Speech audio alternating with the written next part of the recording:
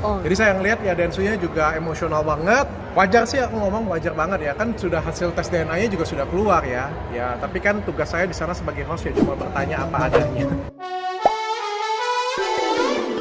Hola netizen yang tercinta, Denny Sumargo kembali terlibat perseteruan dengan Ferny Hassan. Dr. Richard Lee akui tidak pernah lihat Densu begitu emosi. Nama Denny Sumargo kembali hangat diperbincangkan publik akhir-akhir ini. Kabar perseteruan antara Denny Sumargo dengan Ferny Hassan itu kini sudah sampai ke telinga Dr. Richard Lee. Menurut Dr. Richard yang telah mengenal Denny Sumargo selama 3 tahun, Densu tidak pernah terlihat begitu emosi sebelum berseteru dengan Ferny Hassan. 3 tahun mengenal Denny Sumargo, Dr. Richard menilai Densu sosok yang cukup bijaksana. Dr. Richard bisa mengatakan hal demikian sebab dirinya menilai ada kemiripan antara ia dan Denny Sumargo, terlebih dalam menghadapi cobaan hidup. Banyaknya cobaan hidup yang dialami Dr. Richard maupun Denny Sumargo membuat keduanya menjadi sosok yang lebih dewasa. Dalam kesempatan itu, Dr. Richard juga melontarkan sebuah kecaman pedas. Dr. Richard meminta untuk tidak meremehkan orang lain. Aku jarang ya lihat Densu sampai se-emosional itu ya. Aku kenal dengan Densu kan kurang lebih 3 tahun juga ya. Dan aku ngelihatnya dia ini orang yang cukup bijaksana dan tercerahkan. Mungkin karena juga sama sepertiku ya.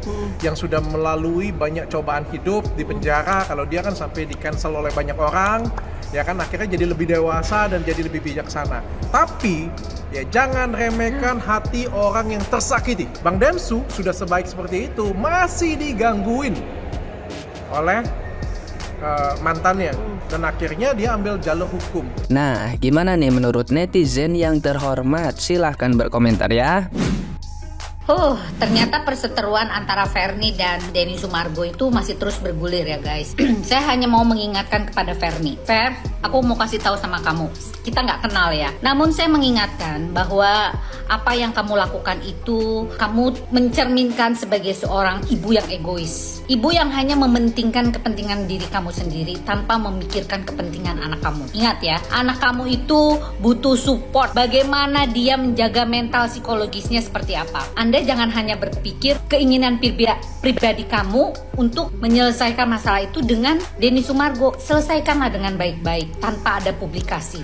Oke, nangis-nangis yang gak jelas begitu itu juga bukan sesuatu yang bagus loh buat kamu. Oke ya, yang kedua, dengan tindakan kamu untuk meminta DNA kedua, itu hak kamu, sepenuhnya hak kamu. Namun, ada pencemaran nama baik, tindakan tidak menyenangkan, undang-undang ITE itu akan membantai kamu nanti. Ingat, jangan hanya mementingkan diri kamu sendiri. Kepentingan diri kamu bukan untuk kepentingan anak kamu. Saya paham, kamu membutuhkan sesuatu yang lebih dari itu, oke? Tapi ini bukan saatnya kamu untuk publikasi kemana-mana. Kamu mau tenarlah dengan cara yang berprestasi, bukan seperti ini. Nebeng, oke? Nebeng popularitas atau uang. Bicaralah baik-baik ya. Bang Hotman pasti udah tahu kok masalah ini. Oke? Salam dari saya, Lita Gading. Dan saya melihat video ini jujur dari hati kecil saya miris loh. Ketika adanya perdebatan-perdebatan, entah apa maksudnya, entah apa tujuannya. Namun hal yang saya bisa tangkap bahwasanya Bang Denny sudah menyatakan satu sikap. Kenapa sih ada apa? Mau drama-drama lagi? Dia tidak mau drama karena umurnya juga sudah cukup dewasa pada saat itu. Kan sudah dites menurut pernyataan beliau. Dan hal yang terpenting ketika beliau mengalami satu hal, bangkit untuk orang bisa percaya gitu, bukan hal yang mudah ya. Aduh, kayak jujur ya, ketika kita menjadi seseorang yang dewasa, kita harusnya mempertimbangkan segala sesuatunya agar bisa memperhatikan ada seorang anak yang kita jadikan objek. Itu nanti akan merasakan dampaknya ketika ia remaja atau apapun, tas tes, terus dia adanya kebingungan. Terus gua anak siapa? Aduh, itu pertanyaan ya. Jangankan kita, harusnya kita tuh ya, kita sudah menjadi orang dewasa, kita pertimbangkan lagi. Ini anak ini nanti mau kemana nanti ketika dia melihat satu hal kenyataan. Ya Allah. Ini misalnya dites lagi negatif lagi tuh apa kita yang harus kita sarannya buat Dr. Richard, maaf ya Dr. Richard, saya tahu Dr. Richard orang yang baik, jujur, bukan karena Dr. Ramli begini, saya tahu dari dulu karena saya jujur dulu saya pasien Dr. Richard, cuman Dr. Richard banyak pasiennya pasti lupa, hanya saja anak-anak Travis yang megang saya semua dulu pernah cerita bahwasanya suami istri ini orang yang baik dan beliau tidak pernah menempatkan diri sebagai pimpinan, tapi sebagai satu hal kekeluargaan di dalam kliniknya. Itu saya dengar waktu itu.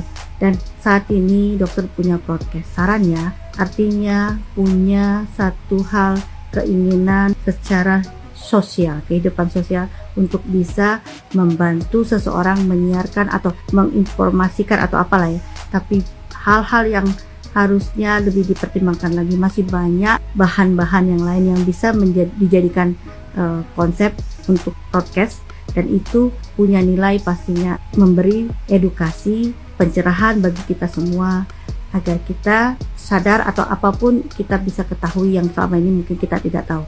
Tapi hal ini harusnya lebih dipertimbangkan lagi. Untuk apa? Menjadikan satu perdebatan, toh kita tidak melihat ada sosok anak yang kecil ya yang akan merasakan nanti dampak. Apalagi maaf sampainya Bang Densu misalnya, maaf ya, karena mungkin tidak percaya, beliau pingin live disiarkan itu, aduh jangan dong. Karena gini, kita akan melihat nanti perkembangan sang anak itu yang harus kita perhatikan. Kalau kita orang dewasa mau jadi apa lagi, tapi di situ ada anak kecil yang pastinya saat ini akan merasakan segala sesuatunya nanti ketika ia sekolah atau apa dibully teman-temannya di mana tuh.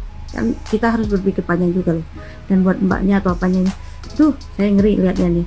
Terus terang, ketika kita harusnya berpikir, ini bukan menjadikan satu bahan untuk wawancara ke sana, dan tapi ada hal-hal yang lebih baik lagi kita perhatikan. Ada seorang anak yang saat ini akan menjadikan satu kebingungan ketika ia mengalami tes, ternyata yang dites bukan anak itu. Aduh, itu saya nggak sanggup bilangnya ya sorry ya dokter, semoga saja lebih dipertimbangkan lagi apa yang bisa dijadikan satu nilai untuk sebuah broadcast yang bermanfaat pastinya bagi kehidupan orang banyak. Terima kasih. Assalamualaikum warahmatullahi wabarakatuh. Waduh, heboh lagi nih ya, kasus Densu versus DJ Ferni yang kedua. Pelajaran yang bisa aku ambil dari kasus ini adalah tampaknya memang kita memerlukan pengaman pada saat melakukan adegan seperti itu ya. Dan pastikan juga tidak dalam kondisi yang mabuk atau setengah sadar, karena takutnya kalau kita nggak berharap ada seorang orang lain yang keluar ya, tapi kita ingin melakukan adegan itu dan kita ingin dalam kondisi yang setengah sadar dan tidak bisa mengontrol diri, maka dikhawatirkan takutnya keluarnya di bagian dalam. Oke, seperti itu. Jadi ya ada bagusnya di kondisi sadar dan memakai pengaman yang berlapis-lapis. Aku nggak ada bermaksud untuk menyinggung siapapun atau menyudutkan siapapun ya. Di sini aku mau cerita, aku juga punya anak. Jadi waktu anak aku umur 1 tahun, dia itu udah pisah sama bapaknya ya, karena ada masalah lah ya antara aku sama bapaknya itu.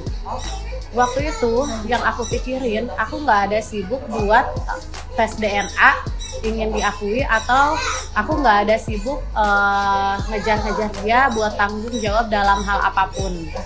Karena waktu itu sebagai seorang ibu ya, dari sisi seorang ibu, aku cuma pikir gimana caranya anak aku itu tumbuh lebih baik, dan gimana caranya aku bisa mencukupi kebutuhan dia, kesehatan dia. Jadi aku nggak ada waktu untuk mikirin ngejar orang buat tanggung jawab, atau aku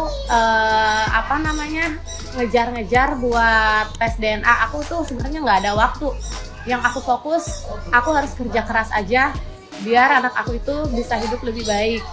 Dan syukur alhamdulillahnya, waktu demi waktu, pas begitu suami aku ada kerjaan, dia juga datang dan kembali bertanggung jawab sepenuhnya. Dan sekarang alhamdulillahnya kita udah kumpul sama-sama. Jadi ini cuma pendapat aku aja ya, karena aku juga jadi seorang ibu, merasakan seorang ibu.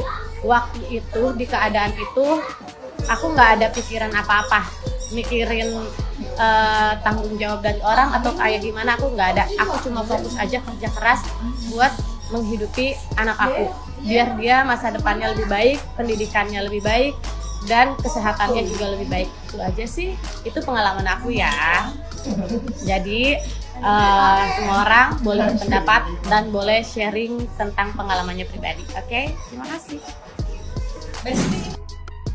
Ya, mas, resiko jadi single parent tuh gitu. Harus berjuang lebih. Lagian jual baju 20.000, 30.000 ya nggak apa-apa, yang penting halal. Daripada jadi ani-ani, gak boleh tuh jadi ani-ani, apalagi buat anak, haram. Stay halal, brother.